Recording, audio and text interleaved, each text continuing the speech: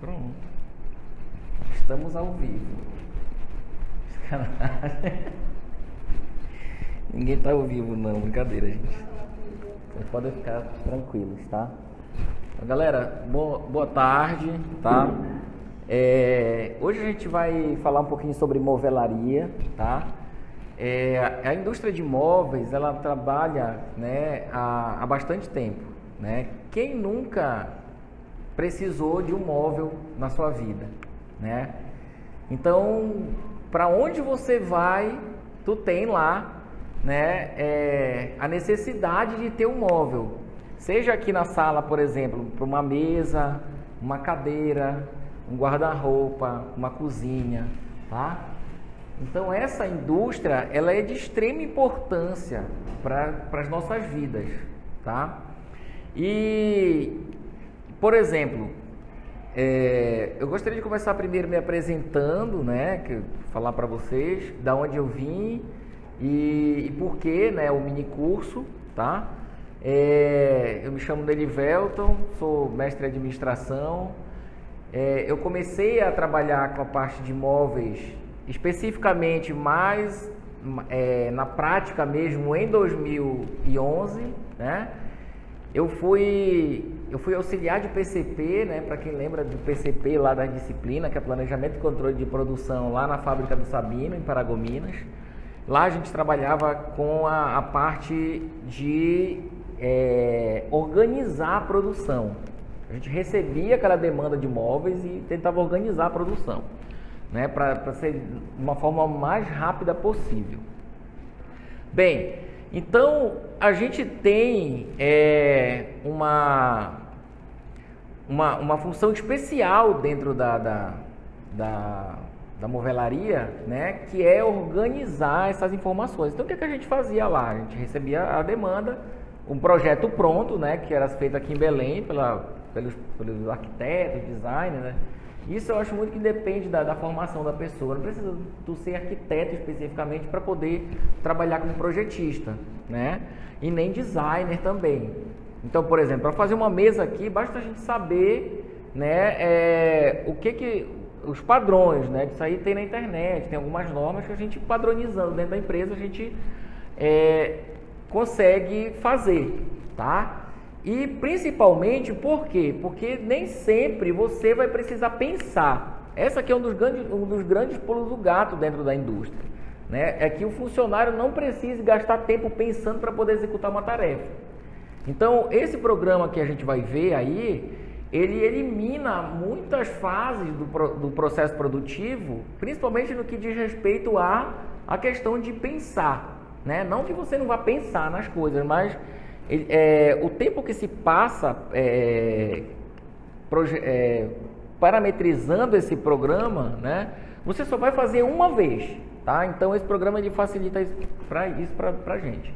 E na minha vida, né, facilitou bastante porque toda vez que eu recebo uma demanda para fazer um móvel, eu vou estabelecer, por exemplo, apenas a quantidade, a altura, as cores, mas os padrões estão todos lá já. Eu não vou precisar dizer, olha, agora eu quero, né, eu vou colocar uma espessura de 25 milímetros aqui nessa mesa, no tampo da mesa. Ou então um MDF de 18 ali naquela travessa lá embaixo. Ou então nos pés, entendeu? Então já está tudo pré-programado. Essa parte mais operacional eu não vou precisar, né, tá me preocupando. Então isso aí deu uma ajuda muito grande nesse sentido, porque eu não precisava recalcular tudo de novo, né? E em 2013 eu fiz o concurso do Senai, né? Eu fiz o concurso do Senai, entrei aqui era aqui na Duque, né? O nome da escola de Getúlio Vargas, né? O Senai Getúlio Vargas. Lá eu era instrutor de marcenaria, né? Lá a gente tem uma mega estrutura, tem serra seccionadora, coladeira de borda, tem todos os equipamentos, né? E inclusive a gente pode até dar uma olhada lá, né? A gente pode até dar uma olhada lá, se for o caso, se a gente pode fazer uma visita, né? Estava em reforma lá o prédio, né?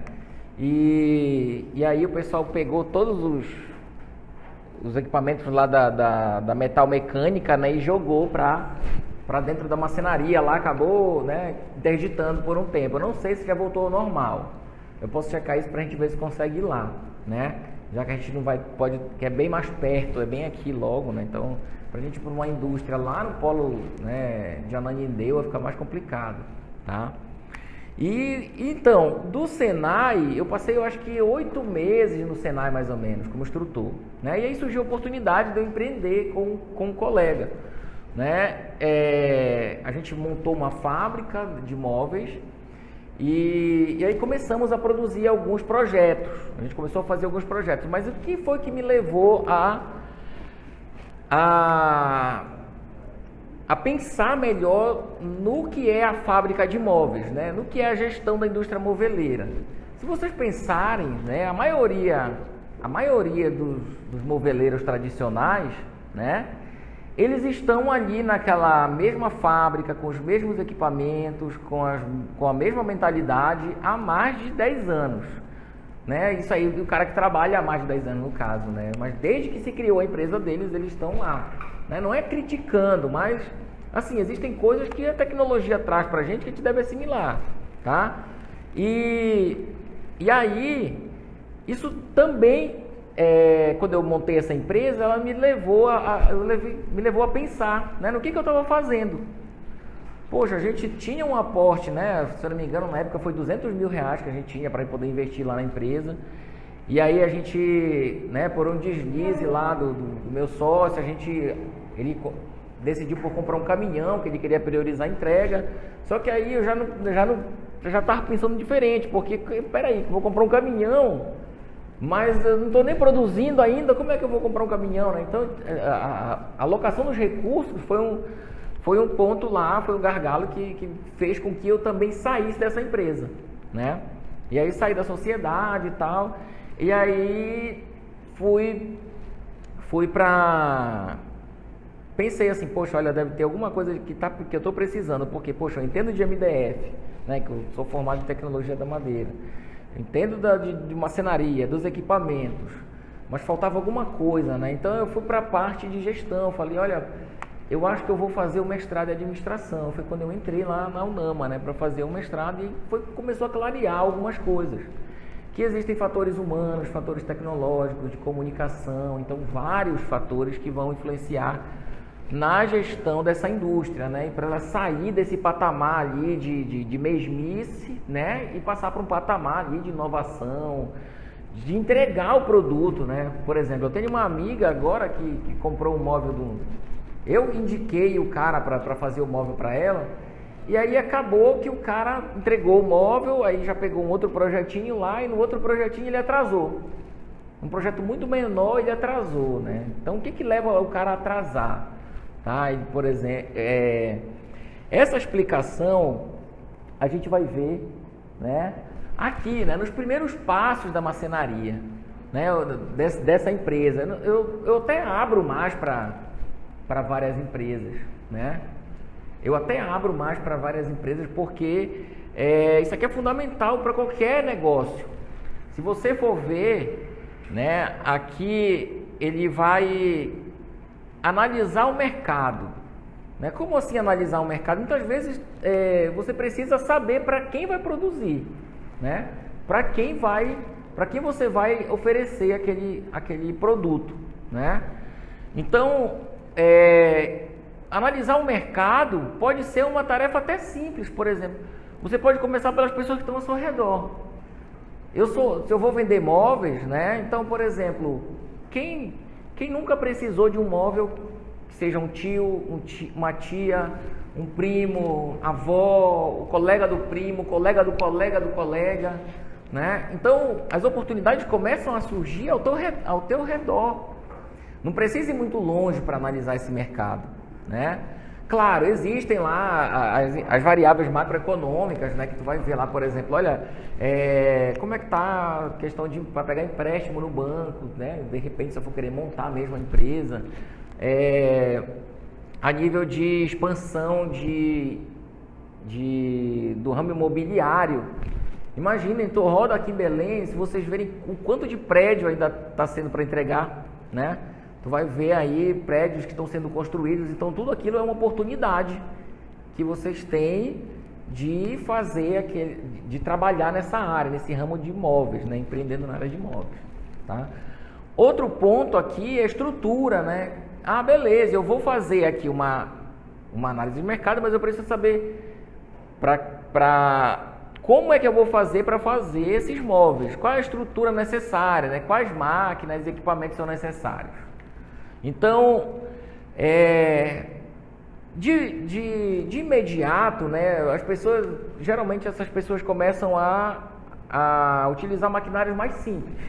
Por exemplo, eu não preciso comprar uma serra de 200 mil reais, né, uma seccionadora de 200 mil reais, que existe, tá? Até é mais caro. Mas existe lá, por exemplo, uma serrinha sei lá, de 500 reais, de 1.000 reais, 1.200, 2.000, tá? Então, é necessário ter bom senso durante a montagem para quem está iniciando. E o volume também que tu quer produzir, tá? Porque o que é que a maioria acontece com a maioria dos marceneiros, né? Geralmente o cara pega mais projetos do que ele consegue fazer.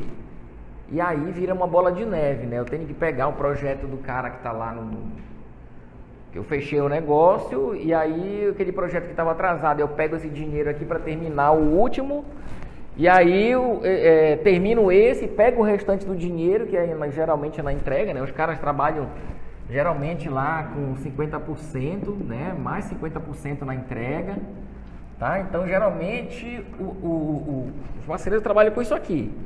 Não tem escapatória. Poucos trabalham com maquininha de cartão de crédito, poucos trabalham lá com capital próprio para parcelar, financiar esse imóvel, né? E geralmente os projetos, em média, eles custam aí entre 2.500 a, tipo assim, uma cozinha, né, pequena, de 2.500 a 5.000 reais, dependendo do tipo de acabamento, tá?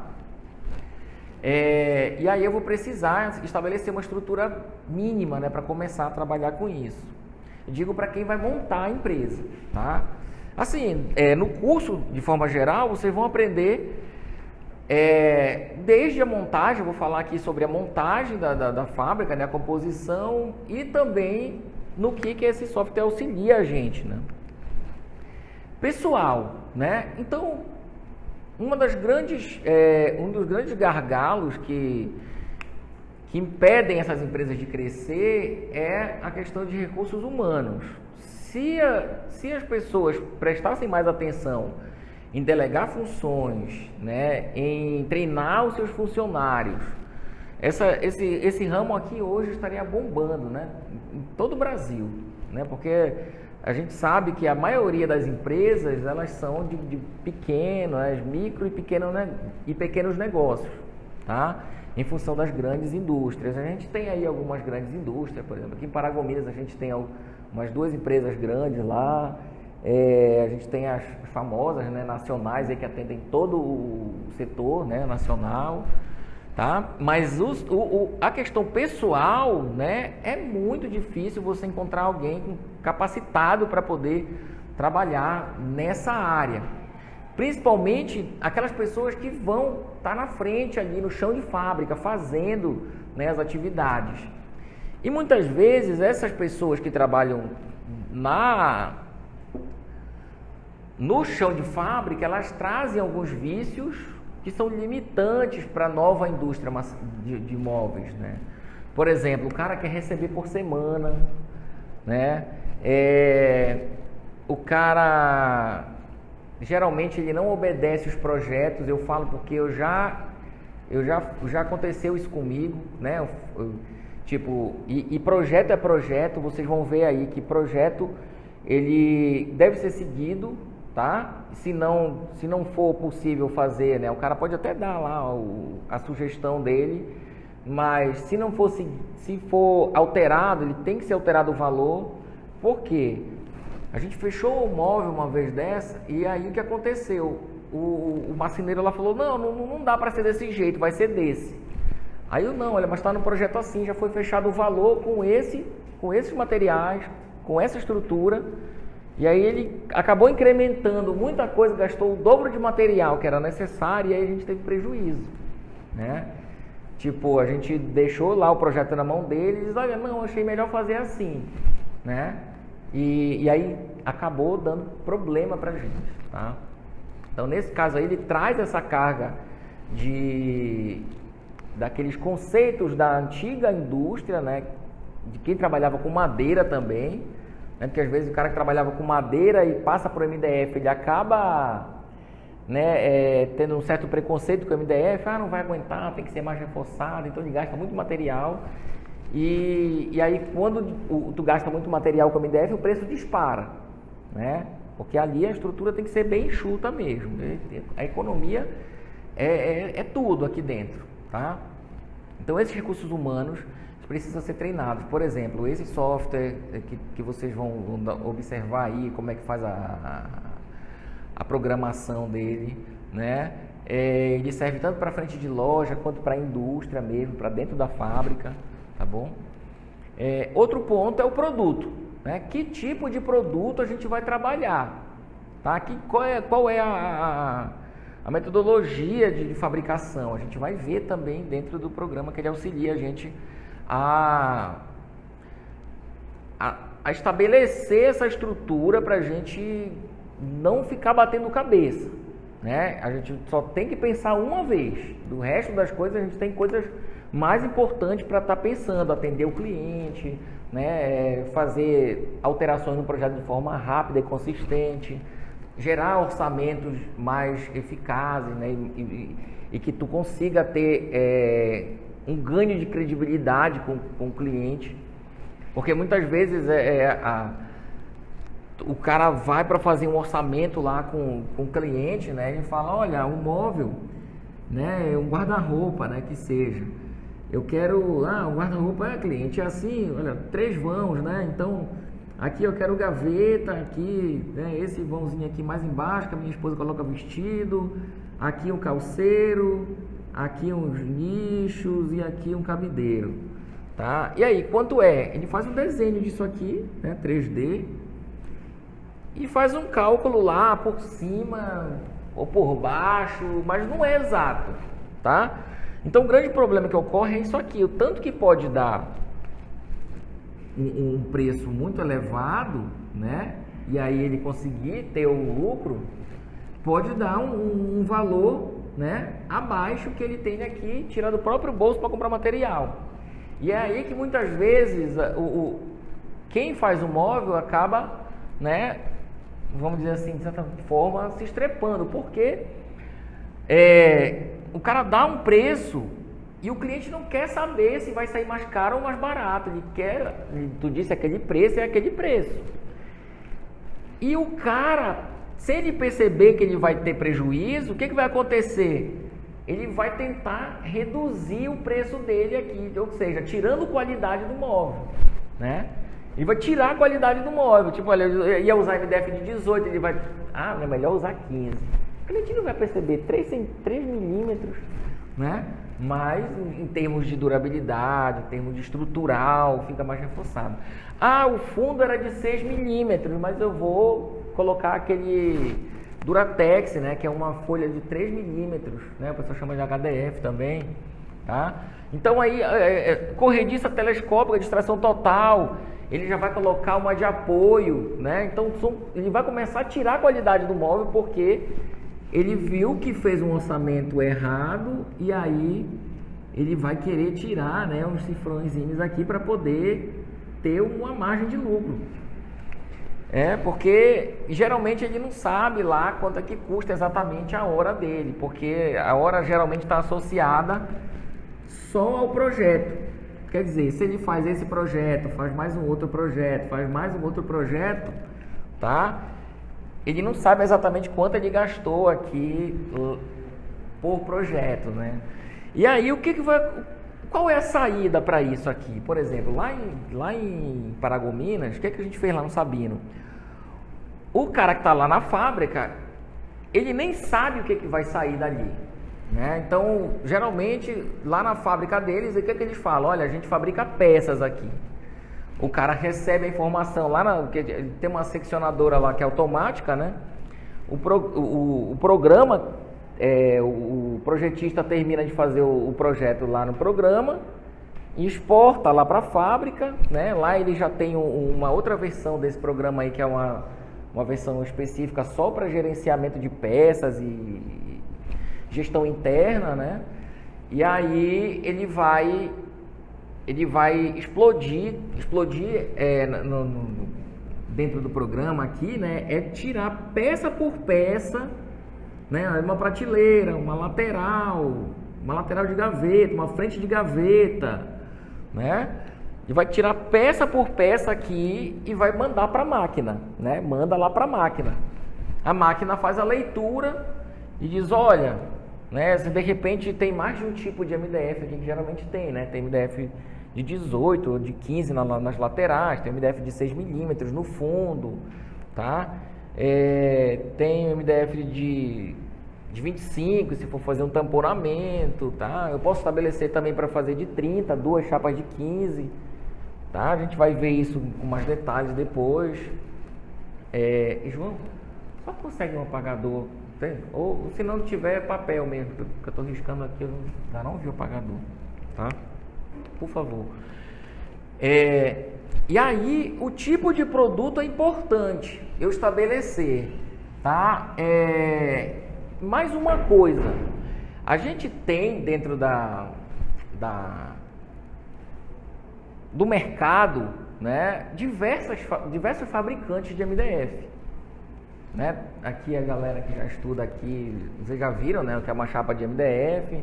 Eu não sei se você sabe o que é MDF, né? Por exemplo, isso aí é o MDF, tá? Então tem diversas espessuras, tem de 15, de 18, de 9, de 6, de 25, tá? E cada fábrica tem os seus padrões. Por exemplo, tem lá Guararapes, né? O pessoal aqui trabalha com Guararapes aqui no Shopping do Marceneiro, aqui em Belém. Beleza. Né? Trabalha com Guararapes, trabalha com o MDF da Macisa. Eu não sei se trabalha com o MDF da Floraplac, que é a fábrica aqui em Paragominas, né? Mas imaginem, por exemplo, você tendo que fazer diversos projetos, né? E sempre atendendo uma necessidade do cliente. A gente fala assim, que olha, não adianta tu dar opção para o cliente, né? Tantas opções para o cliente que sempre ele vai querer uma que tu não tem, né? Então, porque eu vi na internet aquela textura, porque eu vi, né? Eu achei legal e tal. Mas assim, a chapa de MDF, geralmente ela tem lá 2.750 por 1.830. Isso aqui é em milímetro, tá? E aí nem sempre o cara vai utilizar toda a chapa do móvel. Então, de primeira, logo ele vai ter que esquadrejar a chapa aqui. Geralmente a gente tira 1 centímetro, né? Para poder trabalhar com essa chapa primeiro, porque já bate, o MDF ele tem a massa, tem reabsorção de água, aí tufa um pouquinho lá, né? Então tem que esquadrejar. Tu vai tirar um pedaço daqui, ele faz isso aqui, faz isso aqui, né? Aí que tu vai tirar aqui, só aqui já perdeu. E aí a gente vai ver lá que tem, né, o aproveitamento. Tipo assim, tem peça que não vai dar para aproveitar no momento, né? Mas aí ela acaba sobrando. Então, o aproveitamento dessas chapas lá gira em torno ali de 80, não nem 80, vou colocar aqui 70. Vou colocar de 75% a 90%, no máximo, isso aí é muito bom se for 90%, né, do móvel. Então vai começar a sobrar pedaço de MDF. Isso aqui em uma chapa, tá, gente? Imagina lá o cara que oferece tipo 10 padrões madeirados, 10 padrões de cores e 10 padrões de... Não, vamos dizer assim, 10 padrões madeirados, 10 padrões de cores, né? Cores tem cor com textura também. Mas aí só aí eu tenho 20, né? 20 padrões. Eu tenho mais as espessuras, por exemplo. Eu posso ter lá o dobro disso se eu pegar o MDF aqui por exemplo, 18, o de 6 milímetros, né? Que eu pegue aqui só 5 desses aqui também e coloque lá o de 25 milímetros de repente, né? Só aí já deu lá uma gama de 40, 50 padrões, né? E aí vai sobrando pedaço, vai sobrando pedaço. E aí o cara não tem mais o que fazer com esses pedaços, tá? Quando dá para aproveitar, ele aproveita, tá? Eu não sei se vocês já ouviram falar no programa Corte Certo. Eu acho que tem aqui no LEP, a gente comprou umas licenças agora do Corte Certo lá, que tanto é linear quanto de área. Ele faz isso aqui.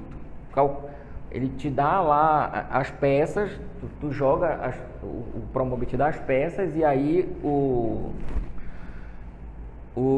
Corte Certo ele organiza as chapas de forma que te dê o melhor aproveitamento, tá? E aí tu consegue gerenciar isso. Ele estoca essas informações lá e dizer, olha, quando ele for cortar a próxima chapa dessa cor, ele já vai te dizer, olha, tu tem uma chapa no teu estoque dessa cor aqui, tu não vai precisar cortar aquela outra chapa, tá? Então, sempre visando o melhor aproveitamento. Então, por isso que a gente deve estabelecer produtos padrão.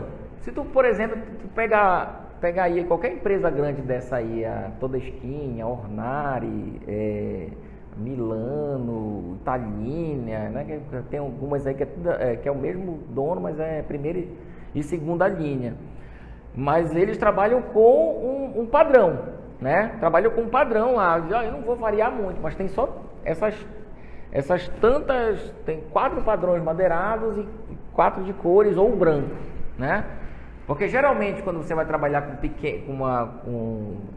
um cliente mais, né, com preço mais acessível, o cara pega lá, o que mais sai é o MDF branco de 15. Vamos dizer assim, tu dá o preço lá de uma cozinha com MDF madeirado, que a chapa aqui no mercado, no varejo no caso, sai aí a chapa do madeirado está saindo tem uma chapa de 250 até 300 reais, uma chapa de MDF, né? A chapa ela custa 250 a 300 reais. E aí o metro quadrado da chapa, se vocês forem fazer a continha lá, dá isso aqui, tá? 5,032. Aí tu pega esse valor aqui, né, do preço e divide por isso aqui, vai dar um metro quadrado, o real por metro quadrado, tá? Então, por exemplo, quanto custa cada metro quadrado de chapa? E aí tu pega esses retalhos aqui e tu vai ver, né, quanto é que tu tá perdendo, olha. A somatória de todos os retalhos que sobrou lá, que eu não vou usar mais, tá tudo sendo perdido em metro quadrado de chapa, né? Porque eu paguei o preço cheio da chapa, se eu for desperdiçando esses retalhos aqui. Então tem uma saída para aproveitar isso, mas eu vou falar isso mais lá para frente para vocês, tá? Então eu estabeleço um produto que seja padrão, com cores padrão também, né? Ferragens também eu posso trabalhar com padrão, até mesmo para ganhar em volume de compra, tá? O segredo de gerir melhor a empresa, né, é tu conseguir comprar, né, ter um volume a mais para ter um poder de barganha com o teu fornecedor. Dizer, olha, eu vou comprar em vez de 3 unidades, eu vou comprar uma caixa, né, eu vou comprar fita de bordo, olha, eu vou comprar também uma caixa lá mas sempre prestando atenção no consumo, né, que a gente vocês que fizeram o PCP lá, vocês vão ver lá, por exemplo, a questão de previsão de demanda. Então eu calculo lá minha previsão de demanda e estabeleço aquilo e vejo que a tendência é aumentar, né? E aí a questão de crescer, né, que a gente falou no começo, porque os caras que estão há 10 anos trabalhando naquele lugar ali, né, assim, que a visão que a gente tem numa marcenaria mesmo é aquele lugar escuro, empoeirado, né, com as máquinas tudo de madeira, né? com uma montanha ali de pó, né, de serragem, tá? A ideia é essa, aí tu vai lá, qualquer marcenaria, tu vai ver a mesma cena, tá? Todos eles daquele mesmo local. E por que eles querem ficar naquilo? Porque às vezes, né, crescer para essas pessoas, às vezes é complicado. O cara não quer sair daquela zona de conforto dele, né? Crescer é complicado, porque ele vai ter que delegar funções, ele vai ter que confiar nas pessoas que estão trabalhando com ele. Muitas vezes o cara é relutante em passar autoridade para alguns funcionários, né? E tu pode pegar qualquer empresário de sucesso, vocês vão ver com eles que a fonte do sucesso dessas pessoas não foi porque ele estava fazendo tudo, era porque ele delegava funções para as pessoas. Ele começou a treinar as pessoas para executar algumas funções que ele fazia, tá? E para isso surge, né, o nosso planejamento estratégico. Dentro do planejamento estratégico, né, que é uma pirâmidezinha que a gente tem lá os níveis de planejamento estratégico, tático e operacional. O cara na indústria de imóveis, geralmente, ele não sai do operacional. Ele fica preso ali no operacional. Por quê? Ele quer vender, ele vai lá com o cliente, ele vai fazer a compra, ele que vai serrar, ele vai colar, ele vai montar, ele vai fazer o projeto às vezes, né? Então ali está meio que fazendo tudo. E o negócio não é assim. Se ele está só no operacional aqui, como é que ele vai fazer as ações estratégicas da empresa, né? Para onde a empresa quer ir, né? A gente está vendo, a gente está vendo na disciplina isso aqui, não, é administração, né, também que a gente vê. E no PCP também tem, né? O planejamento estratégico. Se o cara não pensa de forma estratégica, ele não sai do operacional. E se ele não sai do operacional, ele não tem visão de onde ele quer chegar. Uma visão lá na frente. Diz, olha, não, eu quero melhorar.